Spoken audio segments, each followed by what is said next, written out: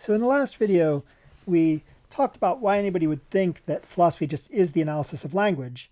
And in explaining why someone would think this, two questions arose. So one rationale for thinking that philosophy just is the philosophy of language begins with the claim that philosophical statements are analytic. And that leads to the question, why think philosophical statements are analytic? The other motivation for thinking that philosophy just is the analysis of language begins with the claim that philosophical problems are misunderstandings of language. And that leads to the question, why would anybody think that? In this video, we're going to talk about philosophy and analyticity in order to explain why someone might think that philosophical statements are analytic. So let's consider the relationship between philosophy and analyticity by making an argument that supposedly will apply to any philosophical statement S.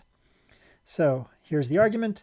For any philosophical statement S, and whenever S occurs here, I want you to remember we're only talking about philosophical statements. So for any philosophical statement S, you can't discover S's truth value through experience. Now, why would you think that's true? We'll talk about that in a little bit, but let's just move on with the argument here. So suppose it's the case that you can't discover the truth value of any philosophical statement through experience. Well, if you can't discover the truth value through experience, then one of these two things is true.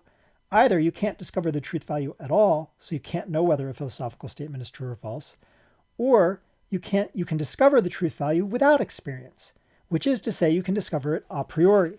So a priori here is a technical word, and it means roughly this. I should say, before I say it means roughly this, I should say there are a wide variety of ways in which the term a priori is used in the literature by various authors. Some authors, famously Immanuel Kant, seem to use it in a variety of different ways. Here's how we're going to use it. We're going to say a statement is a priori if you can know its truth value, or maybe we should say a proposition is a priori, but we'll talk about that kind of difference later. A statement is a priori if you can know its truth value without any experience beyond the experiences that are required to acquire the understanding of the statement. So let me say that again. A statement is a priori if you can identify its truth value without any experience beyond the experiences that are required to acquire understanding of the statement. So think about it like this. You need experience to acquire the word sister. You need experience to acquire the word sibling. You need experience to come to understand the sentence, sisters are siblings. But once you've had enough experience to acquire the word sister and acquire the word sibling and come to understand the meaning of the sentence, sisters are siblings, you don't need any further experience, the idea goes, in order to see that sisters or siblings is true. So, the idea goes, the sentence, sisters or siblings, is a priori. It's a priori because you can discern its truth value, identify its truth value, without any experience beyond those experiences which are required in order to understand the sentence in the first place. Now notice this doesn't make all sentences a priori. So sisters are friendly will not be a priori in this regard, in this sense. Why? Because even once you have the experiences required to acquire the word sister and acquire the word friendly, and to come to understand the sentence, sisters are friendly, that is, understand what it means, you still need more experience to determine whether it's true or false. That is, just understanding the sentence, sisters are friendly, is not enough to determine its truth value. You need to go out there in the world and investigate sisters and see whether they're friendly or not. So you need further experiences. Okay, so let's go back to the argument here, since that was a long aside to explain the term a priori. You can't discover S's truth value through experience. That is, if S is a philosophical statement, you can't discover its truth value through experience. If you can't do that, then either you can't discover the truth value at all, or you can discover the truth value without experience, which is to say a priori. So, for any philosophical statement S, S's truth value can't be discovered, or it can be discovered a priori. One of those must be right. Well, S's truth value can be discovered a priori only if S is analytic. Now, why would anybody think that? I'll explain in a little bit, but just now, suppose that's right. Suppose the only way a statement can be can be analytic is if it's a priori. Well, we know that S's truth value can't be discovered or can be discovered a priori. That's 3. And we now are asserting that S's truth value can be discovered a priori only if S is analytic. So it follows that S's truth value can be discovered, either can't be discovered or S is analytic. So for any philosophical statement at all, either its truth value just can't be discovered, or it's analytic. Now, it's a short step here to the claim that philosophical statements are analytic, but before we take that short step, let's consider why somebody would accept that you can't discover the truth value of a philosophical claim through experience, and why somebody would accept that the truth value of an a priori claim that the truth value of an a priori analytic claim can be discovered only if that claim is a priori. Okay, so why think that you can't discover the truth value of a philosophical claim through experience? Well, here we have somebody, Emma, and Emma is 62 inches tall. Here's a question for you. Is she necessarily 62 inches tall or merely contingently 62 inches tall? Now, there's a variety of ways that we could sort of spell out what this question is asking. Here's one. Is there a possible world where Emma is other than 62 inches tall, where she has some other height? If so, then she's only contingently 62 inches tall. She's actually 62 inches tall, but it's a contingent feature of her. She could have existed, in some other possible world. She could have existed without being 62 inches tall. There's another way we can but by contrast, if in every possible world that, you have Emma, she's 62 inches tall, then Emma is necessarily 62 inches tall. Here's another way we can think about this. We can think about this as tracking the well-known distinction between essence and accident. An essential property of someone is a property that if they don't have that property, they don't exist. An accidental property is a property that you have, but you can still exist without it. So here's an example. Your hair, presumably, is an accidental property of you. That is, you are still you, even if you shave your head or go bald.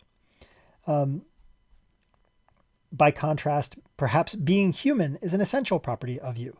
That is, if you cease to be human, you cease to be the individual that you are. Other examples, presumably my being on time for class is an accidental feature of me. I am always on time for class, but I could have failed to be on time and still been me. If I walk in 5 minutes late one day, it wouldn't be like, oh my gosh, it's not Stephen Biggs anymore, it must be somebody else, because it's an accidental feature of me that I'm on time for class.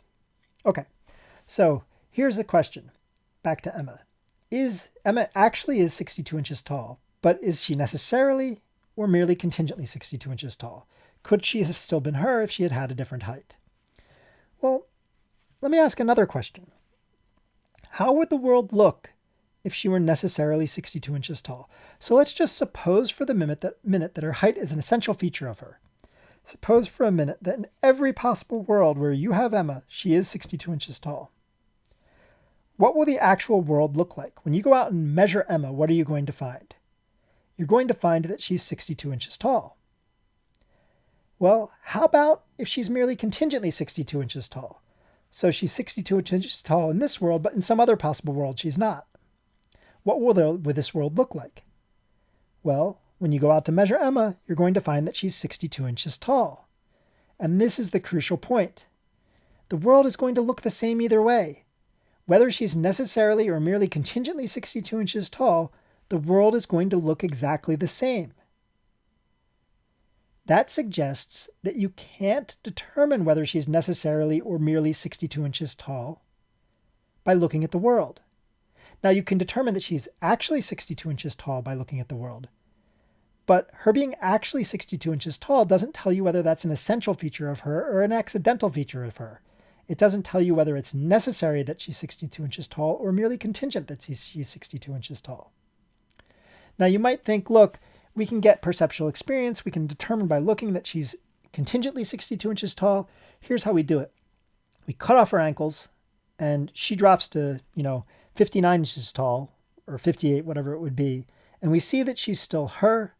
So we now have perceptual experience, visual experience in particular, telling us that she's merely contingently 62 inches tall. But this doesn't work. Why not? Well, suppose that after you cut off her ankles, Emma says, oh my gosh, Emma Goldman is dead. This is a different person who's here now, because Emma Goldman had being 62 inches as a necessary feature, as an essential feature of her. anyone who is not that height couldn't possibly be Emma Goldman. I am not that height, therefore I am not Emma Goldman. Now, I'm not saying that's plausible reasoning. What I'm saying is you can't demonstrate that that reasoning is false by just measuring Emma. Or sorry, can't put it that way. You can't demonstrate that that reasoning is false by just measuring the person who's making the claim, by just measuring the person in front of you. Because what's in dispute is whether that person in front of you is Emma despite being only 58 inches tall, or isn't Emma because she's not, isn't Emma because she is only 58 inches tall. That's what's in dispute.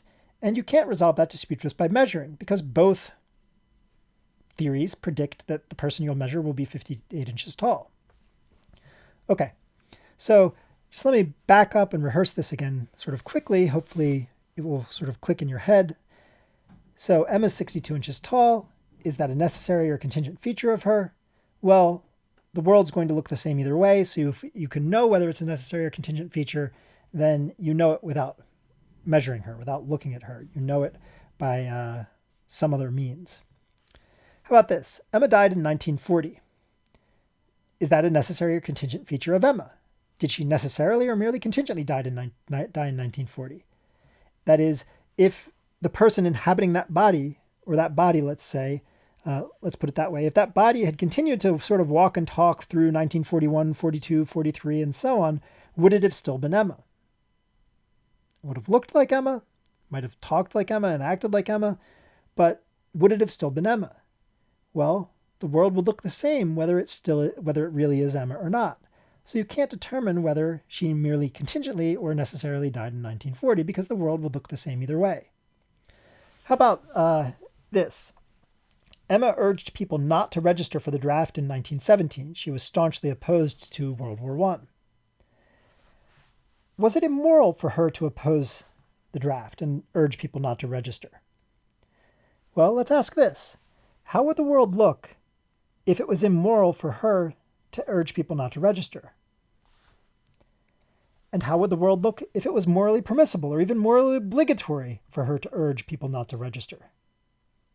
Well, it would look exactly the same. Whether it's morally good or morally bad for her to urge people not to register, you're going to see her running around urging people not to register. The world is going to look exactly the same, whether the action is morally good or morally bad. And what that suggests is that you can't determine the truth value of moral claims by looking at the world. If you can determine their truth value at all, you do it in some other way.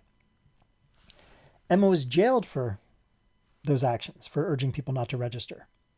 Was the jailing just or unjust?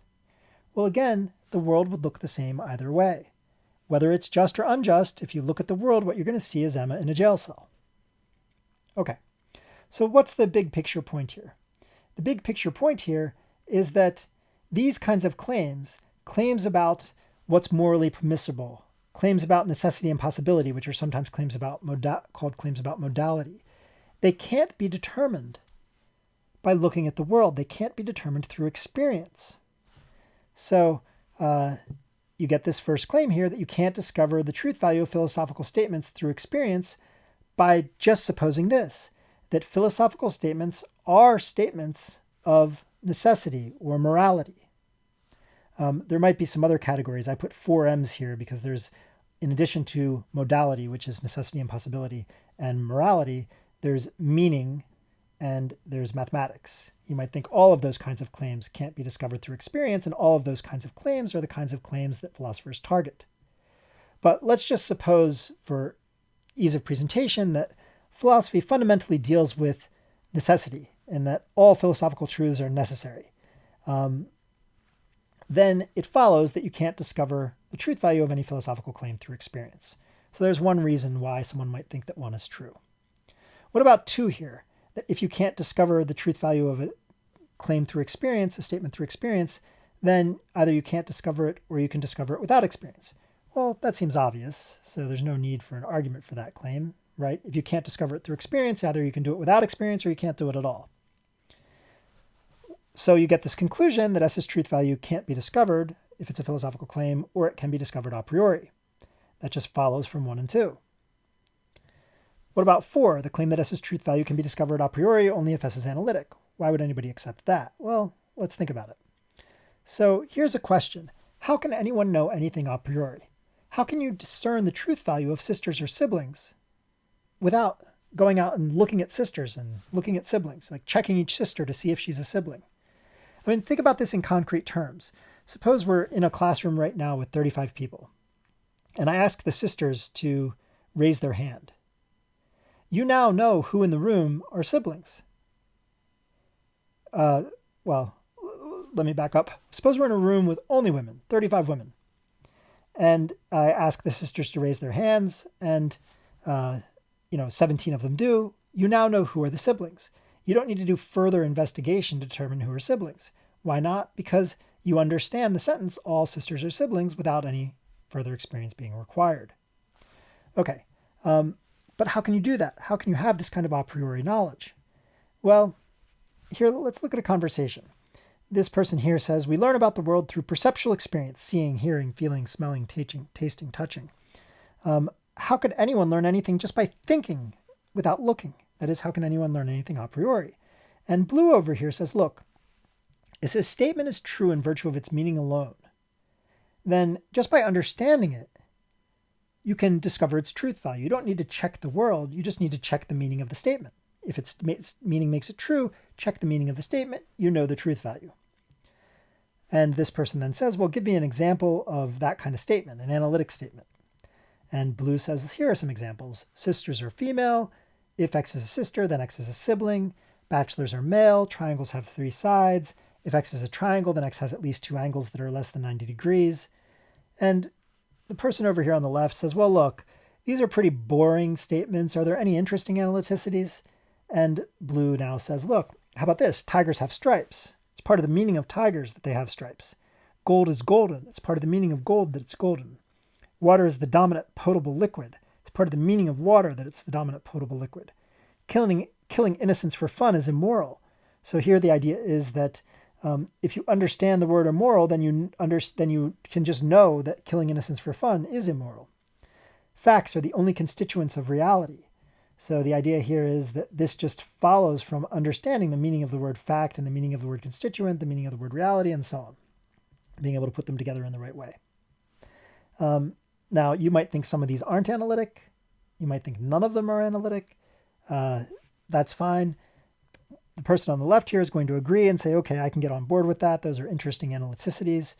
And this person then says, so you've shown me a way that claims can be a priori, but why think there isn't any other way for claims to be a priori? So, Blue has shown white over there that a claim can be a priori by being analytic, but why not think it can be a priori some other way? And Blue says, look, no way, there's no other way for a claim to be a priori. If you can have a priori knowledge that's directly of the world and that isn't just of language, then you have some kind of spooky connection to reality. That doesn't make any sense. Why think we have some kind of spooky connection to reality? So any a priori claim, any claim that's a priori must be analytic. That's the only way for a claim to be a priori. So we get this claim that S's truth value can be discovered a priori only if S is analytic. So now, going back to our argument, we take the previous conclusion that S's truth value can be discovered, can't be discovered, or can be discovered a priori, and add in the claim that S's truth value can be discovered a priori only if S is analytic, and we get the conclusion that S's truth value can't be discovered or S is analytic. So again, I want you to sort of focus on where we are. We've reached the conclusion that if a claim is a philosophical claim, so for any philosophical statement S's truth value can't be discovered or S is analytic. Now, this is going pretty far along the path towards saying that all philosophical claims are analytic. But let's continue on here. You might say, well, look, no statement is analytic. And then you draw the conclusion that there's no philosophical knowledge. So you won't be able to get out of that, at least not that alone, that philosophy just is the analysis of language. I should say empiricists of a certain sort sit comfortably here. We talked about empiricists in class. I'm not going to make a video on that portion of the class, but we talked a bit about empiricism in class. Basically, empiricism you can think of as sort of an attitude, and the attitude is that knowledge of the world, substantive knowledge. So when I call knowledge substantive, I just mean that it's of the world as opposed to of our language or concepts, as opposed to something about us in some way.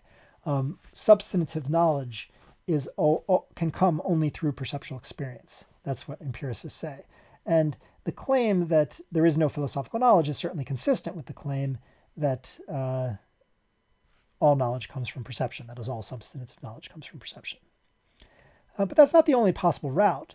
You might say instead, well, for some philosophical statement S is analytic, and there is in fact philosophical knowledge. So there are some analyticities, and correspondingly there is some philosophical knowledge. And there's two different routes you can go once you say that. You can say some of these analytic statements express substantive claims. That is, they are claims about the world. Even though they sort of go through language, they are, at the end of the day, claims about the world. And so there is some philosophical knowledge that is substantive. And that's often associated with rationalism. It's the idea that we have sort of like by investigating our concepts or our language, or just more generally by thinking, we can learn important truths about reality. You can also be an empiricist and have this attitude. How do you do that? Well, you say, look, no analytic statement is substantive. Analytic statements really are just about language. And so no philosophical knowledge is substantive. So you still say, yes, there is philosophical knowledge, and yes, philosophy is just the analysis of language, but it's really not telling you anything about the world. It's just telling you something about how we think and talk. Okay. So there's the unifying idea. We have the unifying idea is that philosophy just is the philosophy of language. We motivate that idea by saying, look, philosophical statements are all analytic. And then we ask, well, why should anybody think philosophical statements are analytic? And we answer that question in part by saying, or at least one way to answer that question is to say that all philosophical statements are necessary. If a statement is necessary, then it's knowable a priori, or at least if it can be known, then it can be known a priori. And if it can be known a priori, then it must be analytic. So we get the conclusion that philosophical statements are analytic. Now in the next video, we're going to shift to looking at the second motivation. That is, you say, look, philosophical statements are misunderstandings of language, and that's why philosophy just is the philosophy of language. And in order to explore that idea, we need to ask, why think philosophical problems are misunderstandings of language? And in order to do that, we're going to talk about philosophy and surface grammar. So we'll stop this video there and continue next time talking about philosophy and surface grammar.